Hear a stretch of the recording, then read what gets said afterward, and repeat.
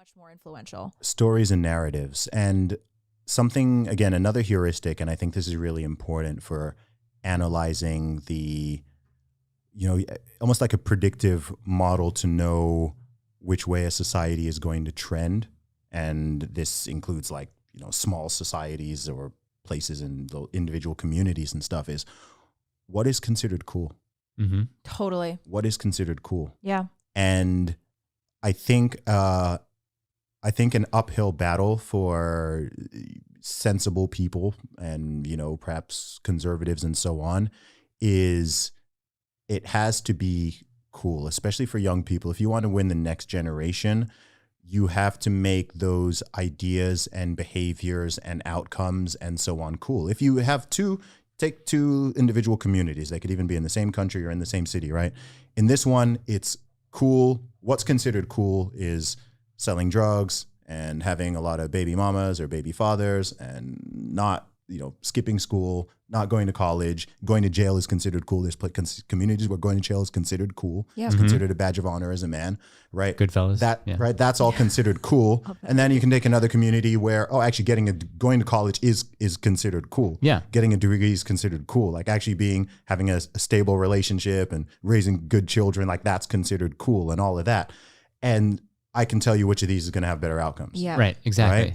Right? And I think I don't know. I think this is where the power of art and culture and society and messaging and storytelling to be, because that's what it all is. It's storytelling. Yeah. It's storytelling. As young people, from a child even into adulthood, we're all kind of like these characters in our own movie or book, and we're aspiring towards certain things, even former stories that exist, and you're on your own hero's journey.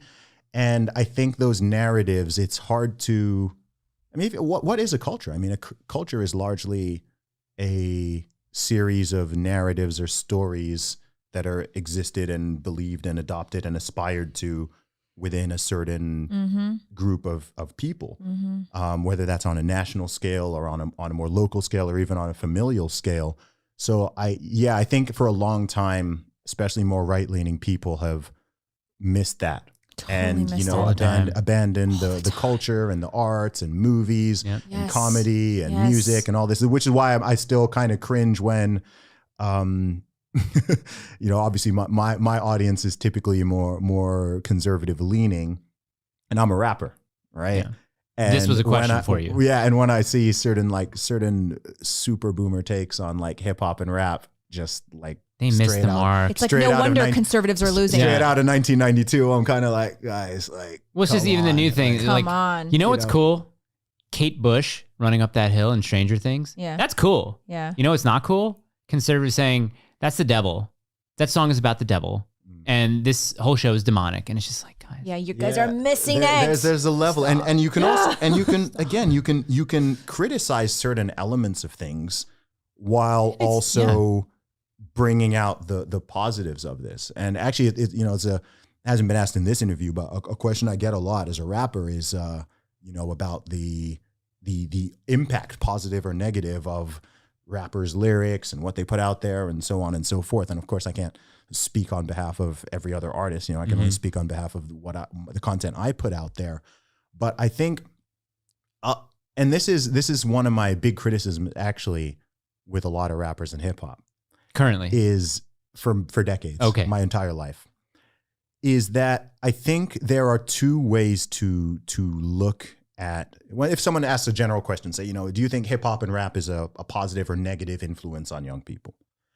And I think there are two really different ways to look at it, right? I think on a superficial level, right, just listening to exactly what some of these artists are saying, especially if you're talking like, gangster rap or some of the, more mainstream degenerate stuff, it's clearly debauched, and, there's a lot of negativity and violence and so on, and promoting drug dealing, drug use, so on and so forth. An actual devil. And that's, that's negative.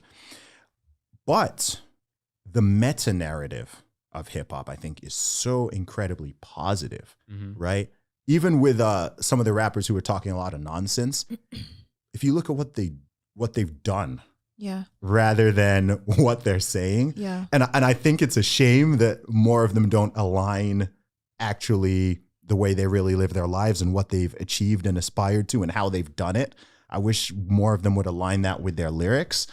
What some of these people have achieved is phenomenal. Like, what a bigger story of an actual American dream. All right. Some of these guys literally grew up in the hood, grew up in the ghetto. They were in gangs. Jay-Z. They were selling drugs. They were doing this. They were doing that. And now they're multimillionaire, some cases billionaire businessmen with different brands and clothing lines. And they're doing movies and they're creating production studios and all of this. And I'm just like, man, like some of these, I'm like, put that in your lyrics, man. Like, that's such an inspiring, amazing story. But then so many will still get back in the studio and still be, you know, click, clack, bang, bang, you know, guns, bitches, drugs, hoes. And it's kind of like, for me, it feels like a missed opportunity. And because of I'm who I am and I've got my, you know, come from a very stable family and I'm well educated and whatnot, I can take the meta narrative very clearly and separate it from exactly what they're saying. So some people I met, like, even listen to some of the music I listen to and like, dude, like, how can you? Yeah. I remember when I was in school, because I always had hip hop blaring from my room. And one thing people know about me is I don't use profanity, right? I don't cuss. And they're like, how can you listen to that much music like that with that much profanity and you don't not even rub cuss? And I'm like, it doesn't. I'm like, I'm just taking. I'm eating the meat and spitting out the bones. Like, I'm taking the positivity from it and the motivation and the aspirational aspects. And yeah, there's all that other crap, but like, it's not influencing me. And not everyone can do that clear delineation and separation. And maybe some should argue that they shouldn't have to.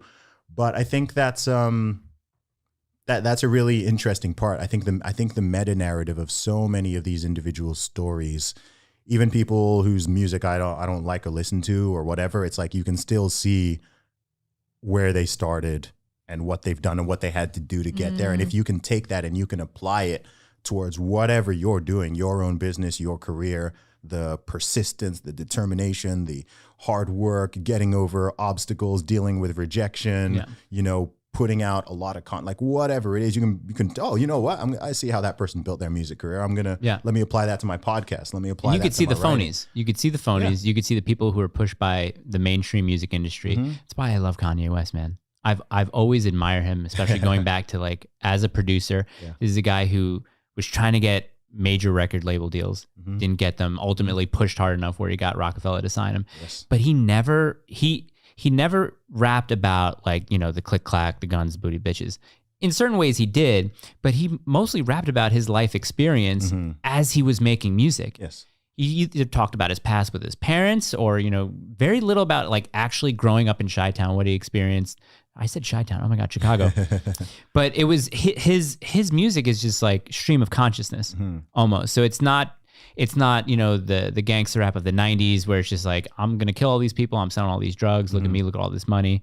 I think he's just in a separate playing field, almost in a different sport because he's still, even today, separated from a lot of these mainstream rappers who I don't even get what that is now anymore. Like I've stopped listening to hip hop from like 2019 and on.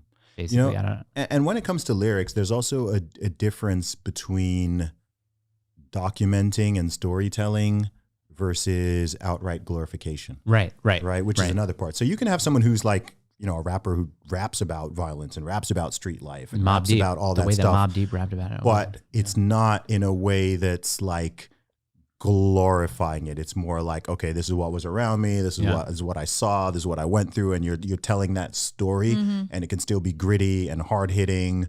But there can still be, but you know, a lot of people around me got killed or went to prison or whatever. Right. There's that conclusion, which is like, okay, like that's not telling, you know, pushing a message out to little kids or teenagers that, just like, telling your story. This is exactly what you should do. And there's no, and there's no consequences to it and whatever. It's like, no, like here are the different sides of it. And there can be this side that looks like glorious, or you're making money, or you're doing this, you're doing that, whatever. But there's also like, you know, there's prison and there's murder and there's that. And even that to me is more balanced than just like murder, death, kill, you know, like as if there's no, that's just cool.